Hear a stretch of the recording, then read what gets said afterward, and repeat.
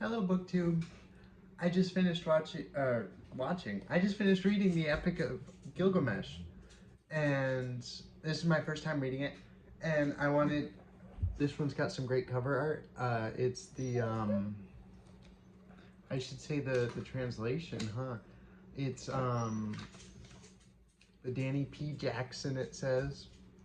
Um, it's short. I read this over the weekend. There's a holiday today. I had a chance to read. Um, and I guess so I'm going to assume that the date of this, to date it chronologically, would be before the writing of the book of Genesis. And so my reaction to it is under that assumption, is that this was the oldest piece of literature we have, and that it's older than the Old Testament. Which makes it extraordinary in context, because the first of all, it's a poem, an epic poem, the epic, a la the Iliad, the Odyssey, or modern, plenty of epics, um, and the themes of humanity and death and what the nature of life is and humans' relationship to the earth and relationships with each other, like this describes a fully platonic relationship between Gilgamesh and Erkidu, and the it even describes them kiss when they first become best friends, because they realize they love each other so much, which I think is fun. Um, but the story ends up describing, well, the death of Erkidu, and whose hand is crushed in a gate, is what it seems to have been what brought him down, which I think that would kill me too. The moment I crush my hand in like a car door, it's over. Um, he crushes his hand in a gate, and I imagine because of infection or um, he ends up dying, and Gilgamesh's purpose in life suddenly becomes the concept of death. And so we have man's duality between life and death established in the first piece of literature. Like it goes back to the ancient question: why?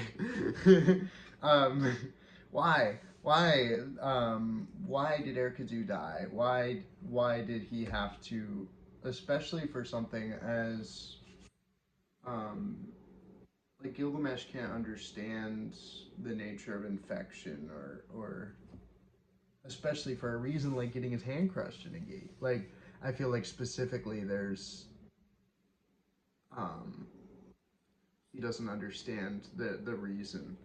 And afterwards we have Gilgamesh travels to try to see if he could find his friend, or find why God did this to his friend.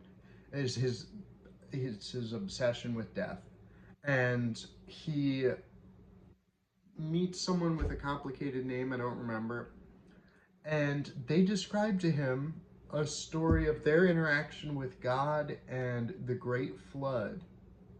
And they describe from their own perspective um, what is almost exactly the same as the story of Noah in Genesis. And so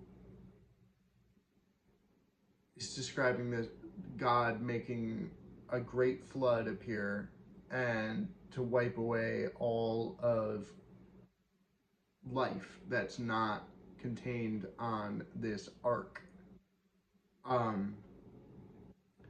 And except Gilgamesh is learning about this as a past event. So the Great Flood happened before the writing of Gilgamesh, obviously. I mean, it had to. It's not.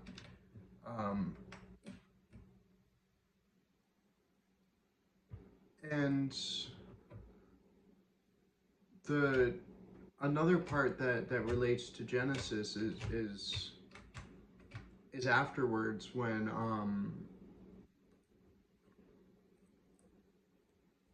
Gilgamesh is turned away by this complicated named person. He's told that there's a secret to eternal life on Earth, and that it's this plant, this thorny plant that is really hard to find.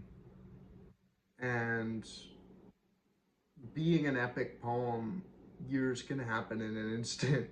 And Gilgamesh immediately finds this plant and starts traveling with it because he wants to share it. He wants to share this gift of life that he's found, this gift of eternal living. He wants to share it with the people he knows, seemingly to avoid ever having to lose someone again. And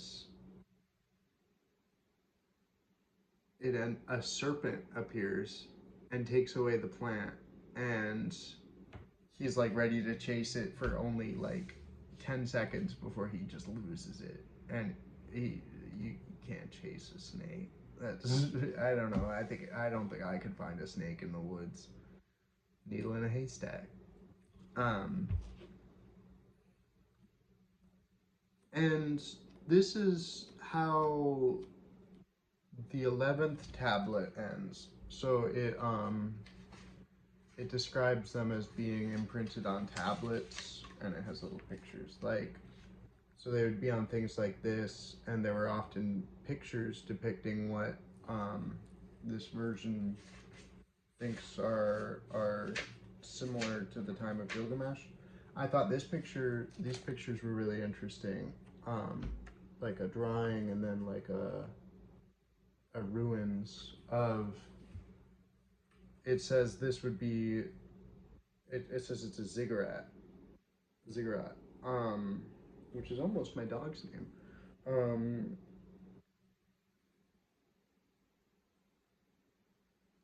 Yeah, it's like the temple tower, like that Gilgamesh stands on, and it says that at the bottom of this, it says the Tower of Babel was likely a similar structure. Like, I guess because everything tall needs a wide foundation, or else it'll just end up really long instead of really tall as it quickly becomes horizontal. Yeah. Oh, so the end of the 11th tablet is, and the beginning of the 12th. The editor / translator describes that the 12th tablet is very different in style, and that they don't believe that it's written by the same person, which feels obvious immediately. Like, you start reading it, it's like, oh no, this is not who I was just reading the whole time. Like, this is clearly someone else.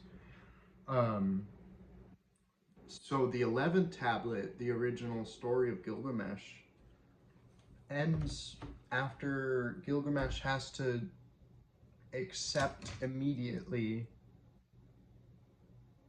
eternal life slipping away from his fingers, literally, because it's taken away by a serpent.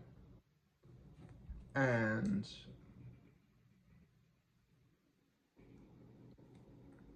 he goes back and he helps his community, and he helps it to grow and thrive. So all of his reckoning with life, and his he even meets a girl at some point that says, like,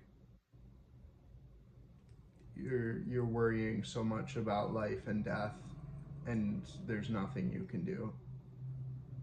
And all we can do is sing and dance and enjoy warm food and cold drinks. And she tells him that his friend is dead and that all he can do is enjoy life, or else, you know. So it's a really wonderful story. I see why it's been protected and preserved for so long. I I enjoyed reading it and I recommend it. It only took me a couple days. So thanks for watching BookTube. If you have any thoughts about the Epic of Gilgamesh or its relation to any story ever written, feel free to leave a comment. I would love to talk about this with someone. But thank you, BookTube. Have a good day.